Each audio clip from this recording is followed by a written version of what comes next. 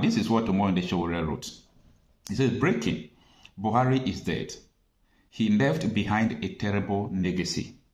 Hello, welcome to this channel. There is this video I came across and I would like us to watch it together. But before we do that, please, if you have not subscribed to this channel, please go ahead and do that. Click on the subscribe button and turn on your notification bell to keep being part of this. Then as you watch, do not forget to react and also drop your comments in the comment section. It's all about the passing away of Muhammadu Buhari, the former president of Nigeria. Now, a lot of condolences have been coming in, and I will be taking it one after the other. I will be analyzing it one after the other. I will analyze it and expose those who are hypocrites, both what they said before and what they said now, the likes of Femi Fani-Kayode, and so many of them. I will see and analyze the condolence of P2B, the likes of ex-president Goodluck Ebele Jonathan, and so on and so forth. But for the now, let's look at what Omoyinde Sowore said. Sowore is so straight to the point. He doesn't paint words like so many people are doing now. Now, this is what Omoyinde Sowore wrote. He says, breaking, Buhari is dead. He left behind a terrible legacy.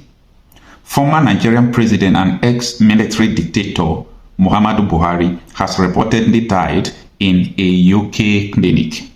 Sources indicate the cause of death was blood cancer, leukemia. A man whose rule, both in uniform and civilian garb, left deep scars on Nigeria's democratic fabric. Buhari's legacy remains one of repression, economic hardship, insecurity, and religious bigotry. This is the condolence message of Omoyinde Sowore. What do you think about this? Now, let us analyze it. This is a message not just to Muhammadu Buhari's family, or not just to anybody who thinks or feels things about Buhari, but this is a message to almost all the whole Nigerian politicians. Think about it. Nobody stays forever on earth. Now, there have been mixed reactions about Buhari's death. A lot of people are trying to claim sanctimonious, trying to say, oh, he's a very noble son of Nigeria. I folded my hand, I was watching them. Now, who is Muhammadu Buhari? Who is this man? While growing up, I learned, they told me that Muhammadu Buhari is a man who fought against corrupt practices in Nigeria. He's a noble man, he's this, he's that. That was what I was told. I started seeing him contesting for election. He contested for 2007, 2011, before that 2015. He was using CPC to put vote in the north. I was asking, who is this man? They said he is former military, leader of Nigeria, and he's a good man. He fights corruption and so on and so forth. Now, we went for a campaign in Kwashiorkor. That was then. There was one man that sat us down. That was 2014. He was telling us that, you see this Buhari, he's the one that killed what is this man from Bendel, Andy. You used to see Andy Pencil, Andy Biro, and all those things. So he started telling us the other side of Muhammadu Buhari. And where I started having fear about this man was in the year 2014. He said something that if he lost the 2015 presidential election, that blood is going to flow all over Nigeria. I say, come on. So someone have the ability to say this, the audacity to say this, and nobody arrests him? And he was still voicing out, doing all sort of things? Well, that was Jonathan's weakness. For a presidential candidate like P2B now said that if he lost 2027 election, or if he lose, 2027 election, that the whole Nigeria, there will be blood. If P2B makes such statement today, hell knows. That was what Muhammadu Buhari said. His running mate Osibanjo said, and I quote, January 2015, he said, if they lose the election, they will form interim government against Jonathan. Osibanjo said so. They did all sort of things. I was watching them. They imported terrorists. That was where it was over. The terrorists you see in Nigeria today is being sponsored by Muhammadu Buhari. He planned it. When they joined CPC with AC, and that formed this APC, they imported terrorists into the country to help them win the election. They confess it on the national television every now and then. So this is the legacy of Muhammadu Buhari. The legacy of terrorism.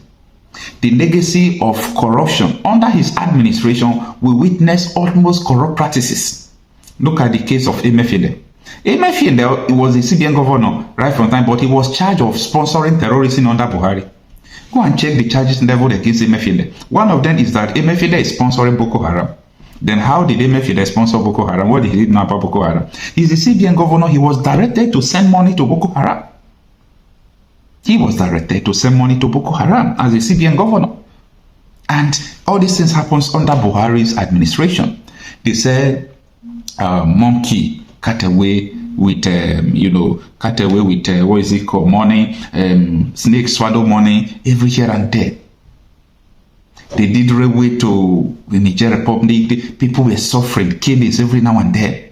He opens border. He asks Nigerians, you must give your lands to all these headers or else you will die. That you should choose your life and choose your land and either your land or your life. Choose your land or your life. That was what Femi Adesina came to tell us on the national television, AIT. I still have the video up to today. These are the legacies of Muhammadu Buhari. It is time for leaders to start reflecting the lives they are living. It is time, the governors, no matter the level you are, if you see what is happening now, the way the masses are reacting to the death of Buhari, you think about it, many people will still do the same. He should die as a leader, as a bad leader. Buhari was a bad leader, yes, his death, okay? Buhari was a bad leader. Now, there are controversies about even the death of Buhari. Some people are saying that the man died before. Some people are saying, no, the man did not die before. I don't know anything. I don't know anything. So I will continue to say it that I don't know. So it is hearing. I don't know anything. Because before I will come and tell you that I know something, I will have proofs. And what people are saying, for example, is that why is Buhari not living with his wife? Why is Buhari not being seen in the public here and there? Why is this? They are asking reasonable questions though. But that is not enough proof for me to say he's alive or he's dead. So I'm neutral about that. I don't know anything. But what I'm trying to say in this video is that I'm trying to outline the legacies of Muhammadu Buhari. There is nothing the man did not do against Nigerians. We suffered under him. Hardship was the level of hardship that Tinubu now took over from him and, multiplied the hardship to where we are today. And if you ask Tinubu now, he will tell you that it is the former administration that made him, that causing the pain he's seeing in Nigeria today. But how can we continue like this? Nigerians are spitting out fire. Go to comment sections. Just go to comment sections. Nigerians are spitting out fire.